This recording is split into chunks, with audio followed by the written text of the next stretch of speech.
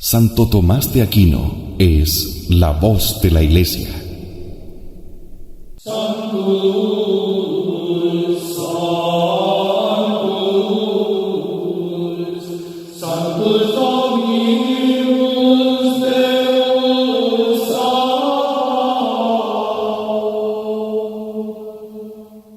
La Iglesia ha tenido en el Santo Doctor la fuente infalible de la verdad revelada. Su análisis certero, justo y piadoso de la doctrina de los Evangelios es una guía imprescindible si queremos ser católicos de verdad. Más aún en estos tiempos de tanta confusión. Santo Tomás de Aquino es la voz de la Iglesia. Adentrémonos en su divina sabiduría.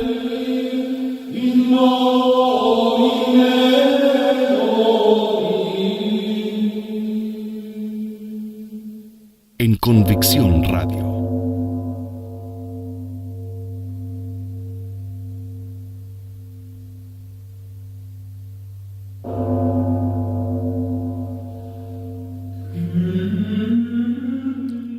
Continuamos profundizando en el credo según lo que enseña Santo Tomás de Aquino, quien es la voz de la Iglesia.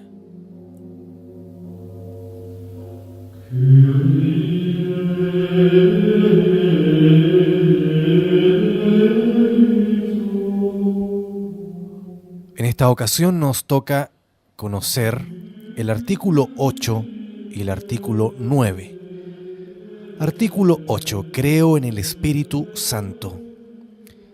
Como ya se dijo, el Verbo de Dios es el Hijo de Dios, así como el Verbo del hombre es una concepción de su inteligencia.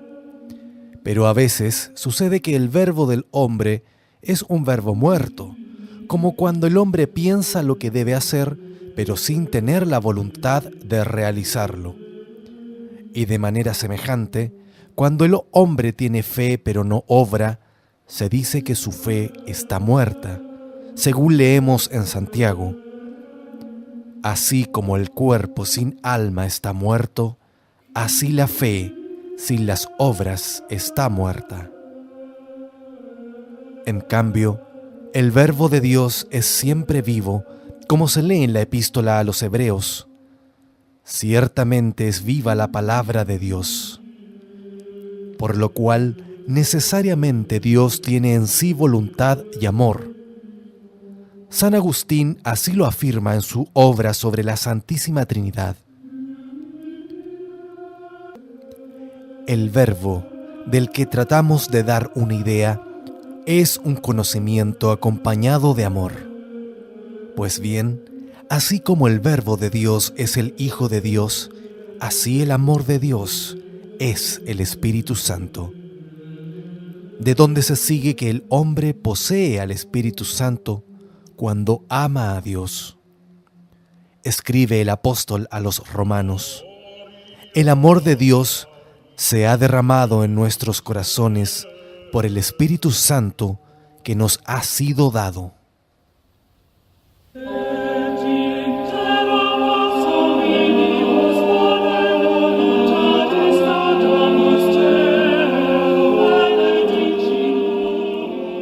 Hubo algunos cuya doctrina sobre el Espíritu Santo fue completamente errónea. Afirmaban, en efecto, que el Espíritu Santo era una criatura, que era inferior al Padre y al Hijo, y que era esclavo y servidor de Dios.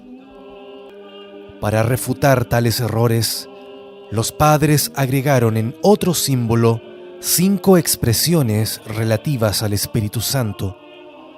La primera es: creo en el Espíritu Santo, Señor, porque aun cuando existen otros espíritus, a saber, los ángeles, estos son, sin embargo, servidores de Dios conforme a las palabras de la Escritura.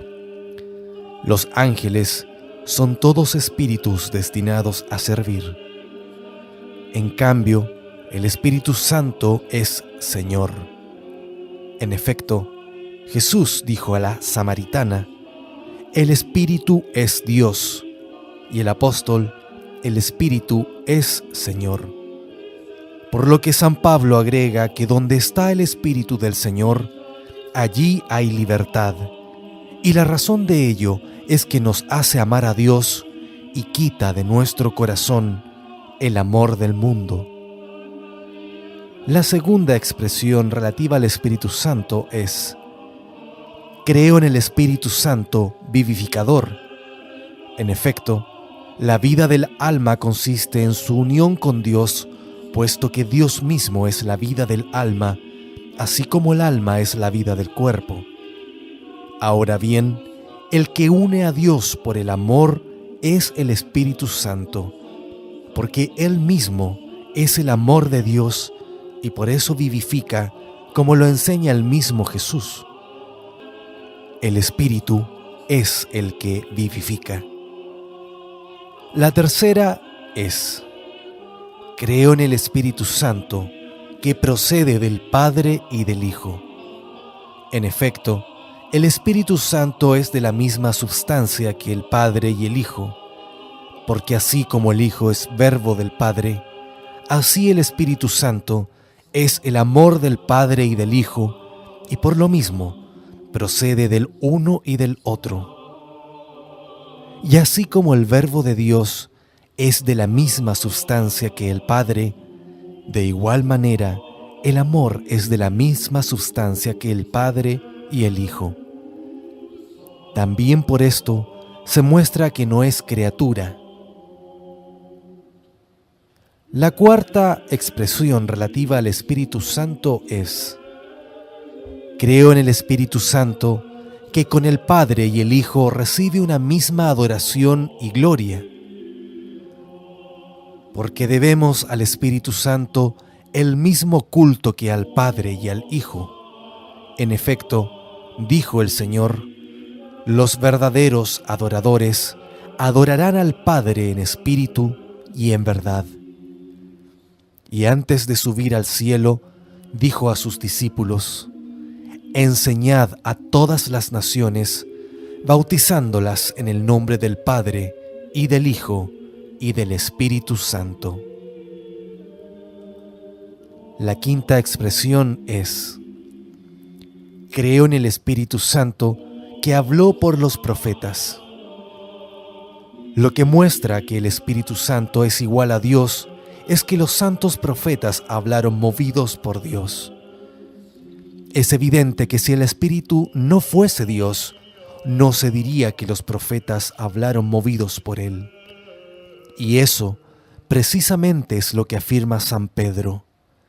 Inspirados por el Espíritu Santo, han hablado los santos hombres de Dios.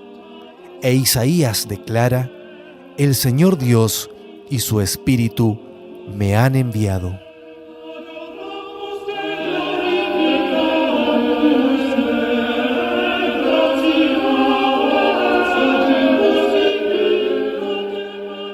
Con esta última afirmación se rebaten dos errores. Ante todo, el error de los maniqueos, los cuales dijeron que el Antiguo Testamento no era Dios, lo cual es falso, porque por los profetas habló el Espíritu Santo. Y también el error de Priscila y de Montano, los cuales dijeron que los profetas no hablaron movidos por el Espíritu Santo, sino como dementes. El Espíritu Santo produce en nosotros frutos múltiples. En primer lugar, nos purifica de los pecados.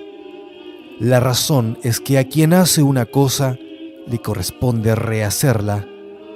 Ahora bien, el Espíritu Santo es el que ha creado el alma del hombre. En efecto, por su Espíritu hace Dios todas las cosas, porque Dios, al amar su propia bondad, produce todo lo que existe. Amas todo lo que existe, dice el libro de la sabiduría, y nada de lo que hiciste aborreces. Y Dionisio escribe en el capítulo 4 de los nombres divinos: el amor divino no le permitió ser infecundo. Conviene, pues, que sea el Espíritu Santo quien rehaga el corazón del hombre destruido por el pecado. Por eso el salmista se dirigía a Dios diciendo: envía tu espíritu y serán creados y renovarás la faz de la tierra. Ni es de admirar que el espíritu purifique, porque todos los pecados se perdonan por el amor, según aquellas palabras del Señor referentes a la pecadora.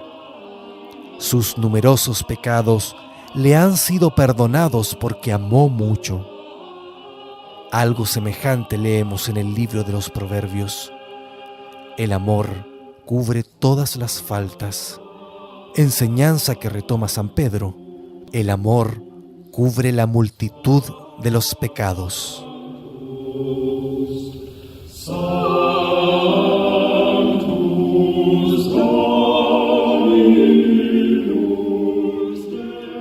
En segundo lugar, el Espíritu Santo ilumina nuestro entendimiento porque todo lo que sabemos lo sabemos por el Espíritu Santo. Según aquellas palabras de Jesús, el Paráclito, el Espíritu Santo, que el Padre enviará en mi nombre, os lo enseñará todo y os recordará cuántas cosas os tengo dichas. Y San Juan, hablando del mismo Espíritu, dice: su unción os enseñará acerca de todas las cosas.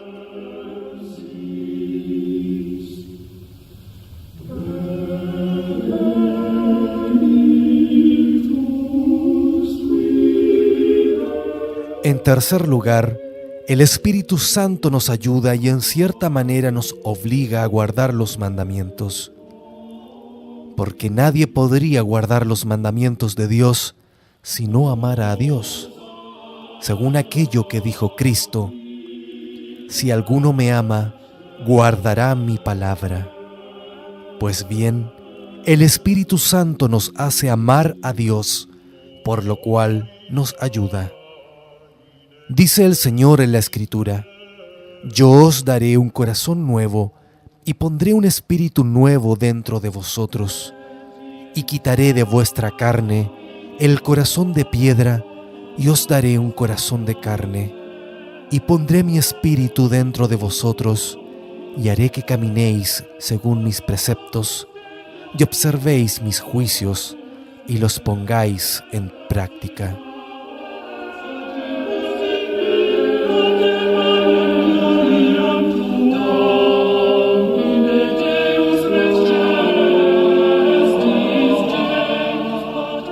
En cuarto lugar, el Espíritu Santo confirma nuestra esperanza de la vida eterna, porque Él es como la prenda de su herencia, según aquello que dice el apóstol a los Efesios: habéis sido sellados con el Espíritu Santo prometido, que es la prenda de nuestra herencia. En efecto, el Espíritu Santo es como las arras de la vida eterna. La razón de ello es que la vida eterna le es debida al hombre en cuanto es hecho hijo de Dios, y llega a serlo en cuanto se hace semejante a Cristo. Ahora bien, el hombre se hace semejante a Cristo por la posesión del Espíritu de Cristo, que es el Espíritu Santo. Escribe el apóstol a los romanos: no habéis recibido un espíritu de servidumbre para recaer en el temor, sino que recibisteis el espíritu de adopción de los hijos, que nos hace exclamar: Abba, Padre. Porque el mismo Espíritu da testimonio a nuestro espíritu de que somos hijos de Dios. Y dijo a los Gálatas: porque sois hijos de Dios, ha enviado Dios a vuestros corazones el Espíritu de su Hijo que clama: Abba, Padre.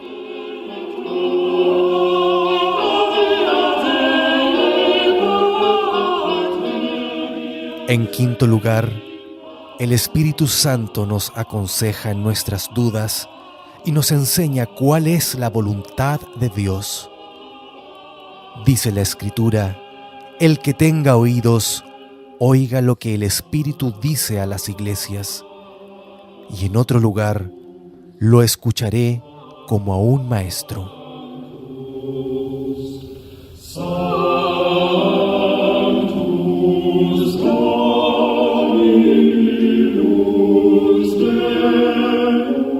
Pasamos al artículo 9. Creo en la Santa Iglesia Católica.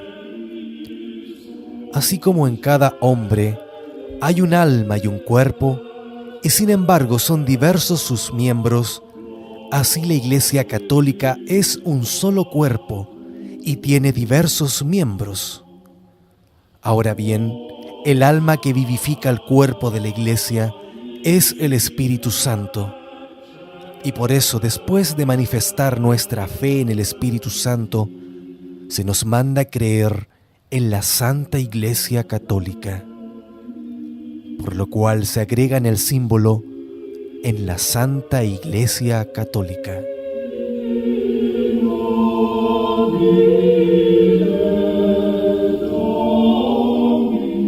Hay que saber que la palabra iglesia significa asamblea, por lo cual la Santa Iglesia es lo mismo que la asamblea de los fieles, y cada cristiano es como un miembro de esta iglesia, de la que se dice en la Escritura: acercaos a mí, ignorantes, y congregaos en la casa de la enseñanza.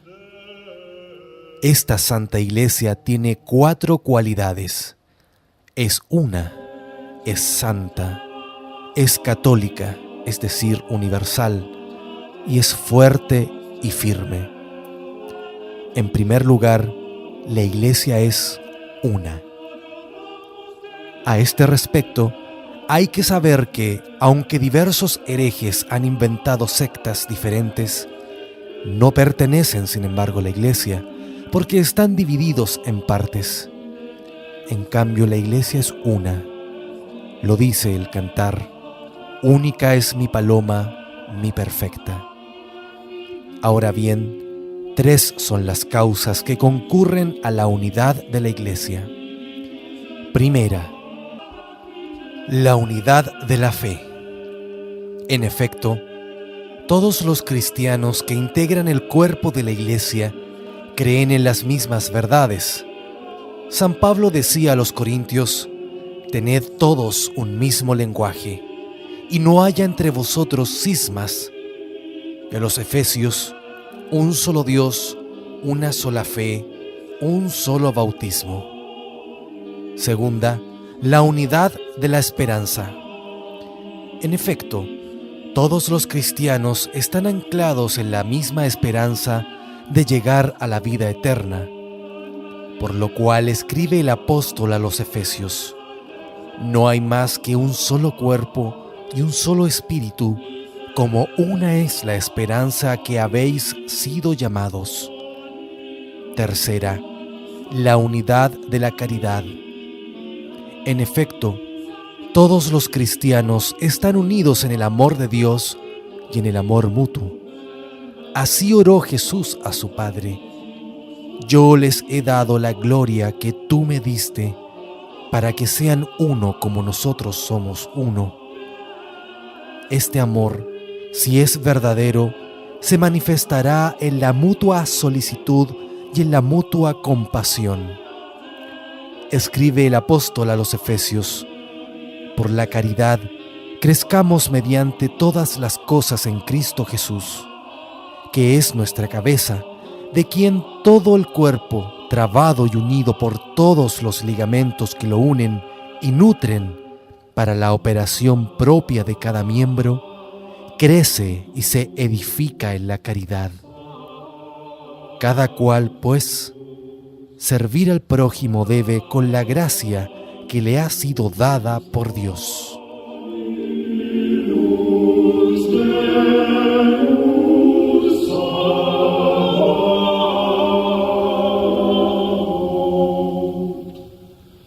Por lo cual nadie debe tener en menos ni sufrir el ser arrojado y apartado de esta iglesia, porque no hay sino una sola iglesia en la que los hombres se salvan, así como fuera del arca de Noé, nadie pudo salvarse.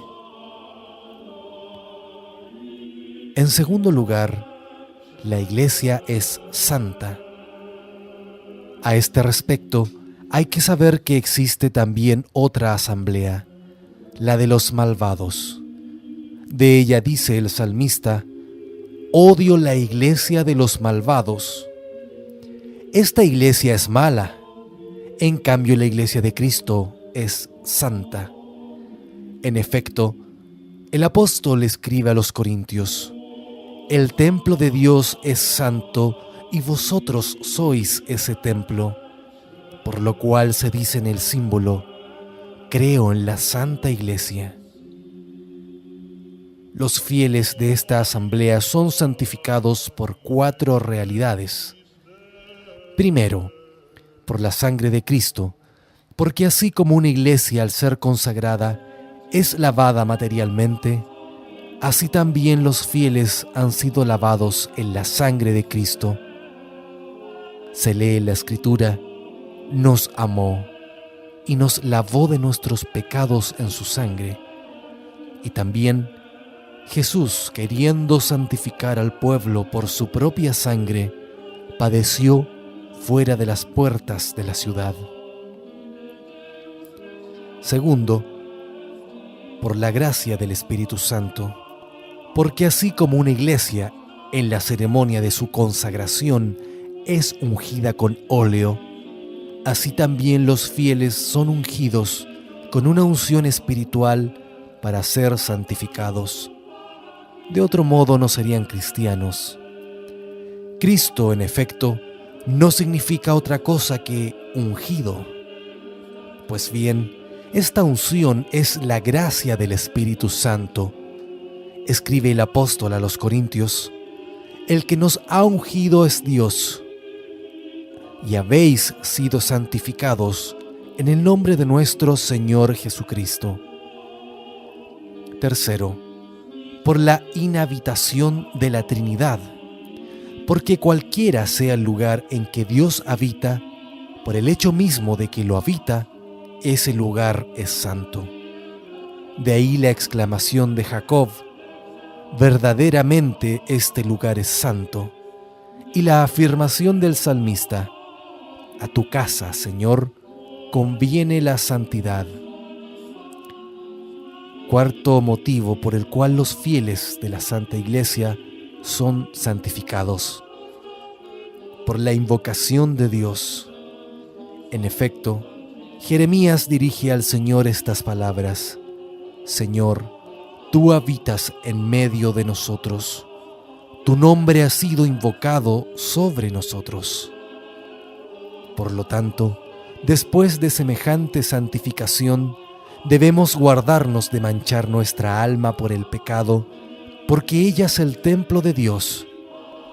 Si alguno profanare el templo de Dios, afirma San Pablo, Dios lo perderá.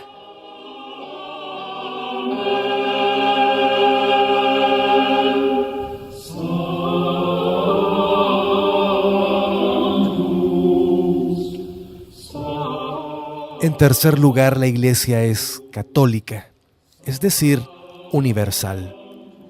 Lo es primero en cuanto al lugar, porque, contrariamente a lo que pensaban los donatistas, está extendida por todo el mundo. En efecto, el apóstol escribe a los romanos: vuestra fe es proclamada en todo el mundo. Y Jesús, antes de subir al cielo, había dicho a los apóstoles: id por todo el mundo, predicad el Evangelio a todas las criaturas.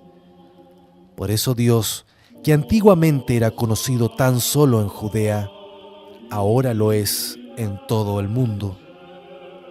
Pues bien, esta iglesia comprende 3 partes. Una está en la tierra, otra en el cielo y la tercera en el purgatorio. En segundo lugar, la Iglesia es universal en cuanto a la condición de los hombres que la componen, porque nadie es desechado, ni el Señor, ni el siervo, ni el varón, ni la mujer. Escribe San Pablo: no hay ya ni judío ni griego, ni esclavo ni hombre libre, ni varón ni mujer, porque todos sois uno en Cristo Jesús. Tercero, es universal la Iglesia en cuanto al tiempo.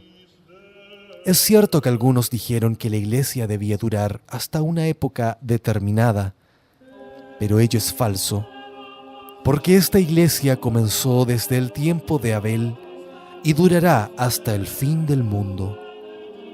Jesús, antes de ascender al cielo, dijo a sus discípulos: yo estaré con vosotros todos los días hasta la consumación del mundo. Y después de la consumación del mundo, perdurará en el cielo para siempre.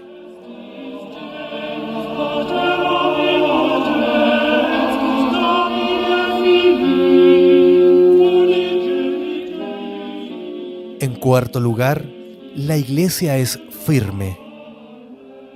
Se dice que una casa es firme en primer lugar si tiene buenos fundamentos.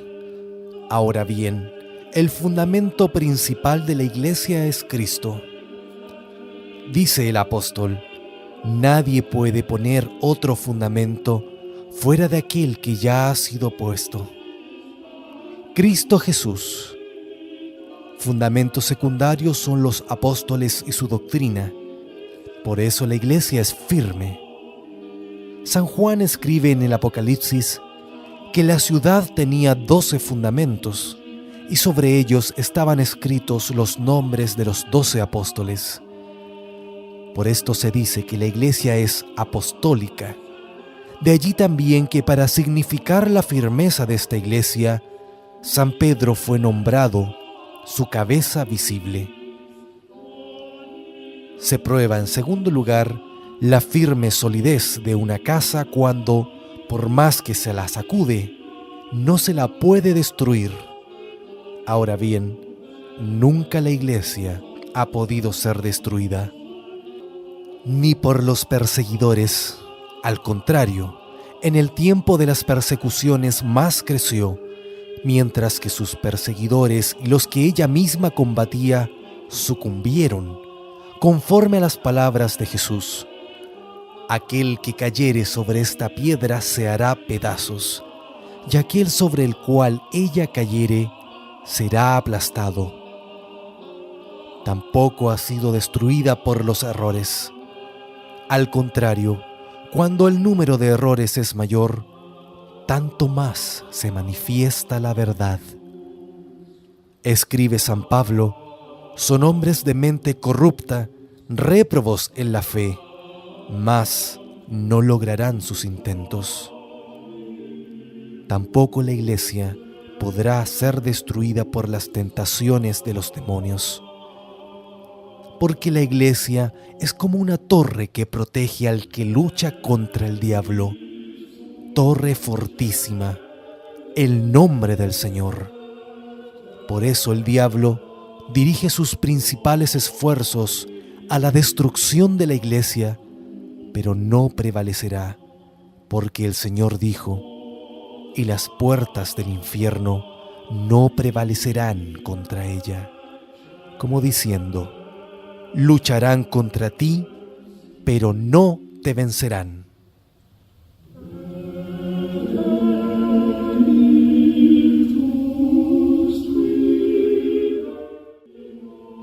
De aquí que solamente la Iglesia de Pedro siempre permaneció firme en la fe, y mientras que en otras partes o no hay fe o está mezclada con muchos errores, la Iglesia de Pedro, en cambio, está erguida en la fe y limpia de errores. No es extraño, porque el Señor dijo a Pedro: yo he rogado por ti, Pedro, para que tu fe no desfallezca.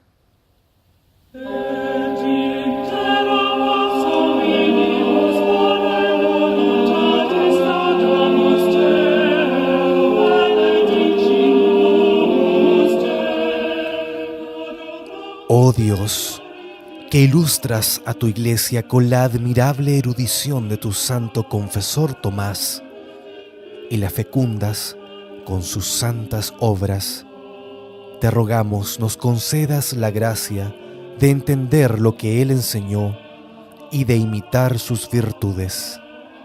Por nuestro Señor Jesucristo. Amén.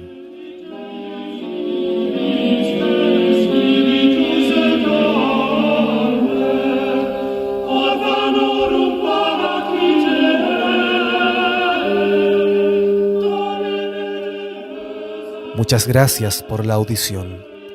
Continuamos entonces con Santo Tomás de Aquino, quien es la voz de la Iglesia. Que Dios nos bendiga a todos.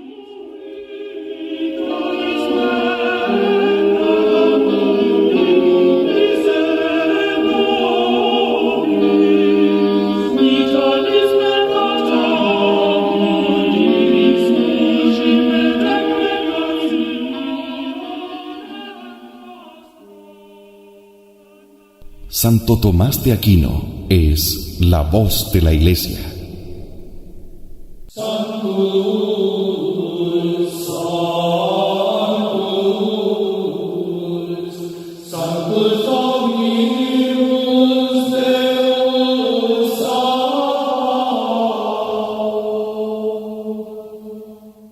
La Iglesia ha tenido en el Santo Doctor la fuente infalible de la verdad revelada. Su análisis certero, justo y piadoso de la doctrina de los evangelios es una guía imprescindible si queremos ser católicos de verdad, más aún en estos tiempos de tanta confusión. Santo Tomás de Aquino es la voz de la Iglesia. Adentrémonos en su divina sabiduría.